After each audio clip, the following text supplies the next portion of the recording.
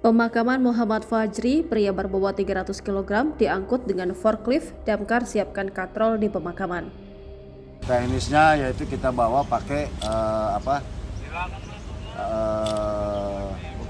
forklift yang kecil ya, yang manual kita bawa karena itu sudah ada di atas palet, jadi kita bisa membawa keluar. Nah, kita menemani sampai di liang lahat. Nah, nanti di liang lahat kita pakai takel. Nah, jadi kita kerek dulu karena bobotnya saking lebih, ya kita harus pakai itu.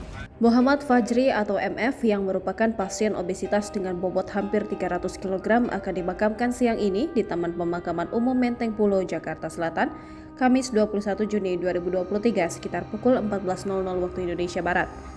Hal itu sebagaimana yang disampaikan Firmansyah selaku petugas pemadam kebakaran sektor Menteng kepada wartawan di Rumah Sakit Cipto Mangunkusumo, Jakarta pada Kamis. Sementara jenazah Fajri, lanjut Firmansyah, akan dibawa menggunakan forklift kecil manual yang dimiliki damkar. Adapun untuk penurunan jenazah Fajri ke liang lahat, pihaknya akan menggunakan takel katrol. Firmansyah berujar Fajri tidak akan dibawa terlebih dahulu ke rumahnya di Pedurenan, Karangtengah, Ciledug, Tangerang, lantaran beratnya yang berlebih. Muhammad Fajri, pria asal kota Tangerang yang memiliki bobot 300 kg, meninggal dunia pada Kamis 22 Juni 2023 dini hari. Kabar duka tersebut dibenarkan oleh Direktur Utama Rumah Sakit Cipto Mangunkusumo, Lisdina Astuti.